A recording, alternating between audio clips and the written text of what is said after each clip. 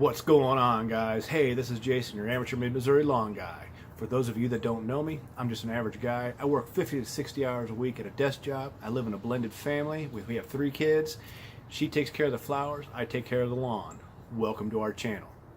So this is going to be a real quick video. It's the first video of several videos I'm going to do over the year. But I got to make it really quick because I'm running out of sunlight. It's finally decent temperatures out. I think it's in the mid 50s. But it feels like wonderful because we've been dealing with 20 and 30 degree weather, snow, all kinds of stuff. Finally a break in the temperatures and we're loving it. Wanted to get outside to shoot this video, but I got to do it quick because I'm running out of light. So just a real quick history on our property. We live on a corner lot. We have about 10,000 square feet of yard. And it's to my understanding that several years ago there was a family that had the property. Eventually it was just a couple and a retired couple, and they were part of the Master Gardeners Club. And so they spent a lot of time on the yard. And I think we're up to now 13 flower beds, if I remember correctly. I'd have to ask Heather to confirm that, but I believe it's 13 flower beds. So they had it looking great, whatnot, but they ended up moving and sold the house to a younger family, had lots of kids, and they were busy all the time, is the way I understand it. Even going through the flower beds, I found, I don't know, hundreds of wiffle balls from, I don't know who played baseball or softball, but there was lots of them. Looking around, looks like it's starting to rain again already. All right, quick. So, the property. Sold the house to the family, kids, activities. They didn't have time to take care of the yard. And it wasn't a high priority for them. There's nothing wrong with that. It's just it wasn't their priority.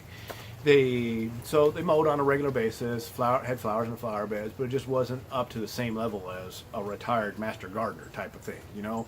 It's hard to have that kind of time to do that.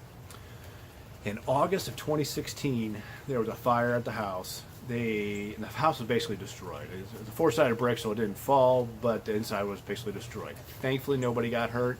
Unfortunately, the family had to find a new home. They moved out and found a new piece of property and built a new home and started our lives over there. The property that we're at now, they held onto the property and had it completely rebuilt on the inside.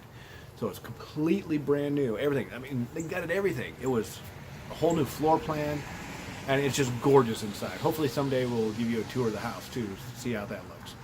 But to give you an idea how great it was, when we moved in July of 2017, we didn't even need to paint a wall. I mean, it was just perfect. All we did was moving our stuff and boom, we were there living.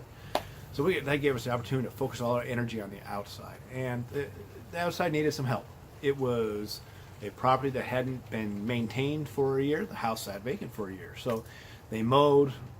Yard probably wasn't mowed as often as it needed to be. The flower beds obviously weren't really well taken care of. So it just needed a lot of work when we moved in. And we started on the flower beds. It was stinking hot in the summer. You know, July, August in Missouri, it is hot and humid. And so we went to work on the flower beds. There wasn't much I could do with the lawn at that point other than mow it as needed, mow it tall. But so the flower beds, they had great structure, great bones, I guess you could say, but they just had become overgrown. A lot of really mature plants that are just taking up too much space, that kind of thing. So we gutted several of the flower beds and replanted new things. The funny thing, I got poison ivy, I don't know, like 6-7 times. That part wasn't fun, but it's funny to laugh at it now. I mean, that gives you an idea of how overgrown everything was. By the time the fall came, a lot of them were looking really, really nice. So, and that's when I got to start doing work on the yard. I went down to Sunbelt Rentals, rented myself a power rake, and dethatched the entire yard. That ended up being a much bigger project than I thought it was going to be. Not quite as bad as aerating, but it was a big project. And so I got all that raked up, overseeded everything, fertilizer, got it all watered. Had a pretty good looking lawn that fall. Continued to work on the flower beds. Spring of 2018, got the pre-emergent down, fertilizer, watered, and then spot treated for weeds as much as I could. And I gotta tell you, it was a really nice looking lawn. The key with fescue, that's what I have, is a blend of fescue. The grass seed I put down was a 5-way blend. I got down to the local seed store.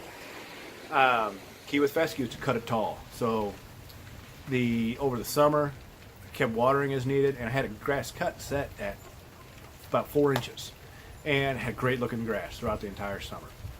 However, there was a few areas where it started to get invaded by Bermuda grass, and Bermuda grass, if you're not really familiar with it, is often called an alpha grass because it'll come in and it'll take over everything. The problem was I couldn't treat it in the middle of the summer because if I did, I would just have dead space. I couldn't do anything with it. So fall went by, still taking care of all the flowers. Heather got Garden of the Month from her. She's part of one of the local garden clubs, and she won Garden of the Month for all of her flower beds.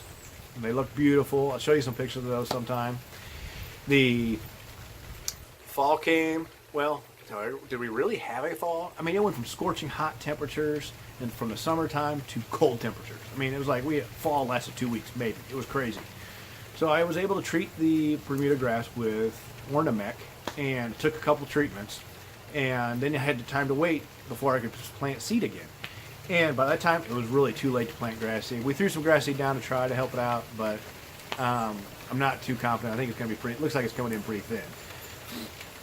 So this spring, I got to. Oh, also last fall, we took down 2 large river birch trees that were just dead. So we had those taken down, stumps grinded out, and replanted them with new trees. We'll get to show you those later on in other videos.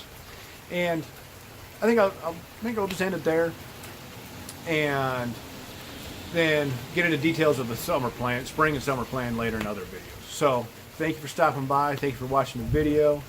Be sure to like the video, subscribe to the video, and hit the bell notification so you'll get notified every time I upload a video. All right, take care.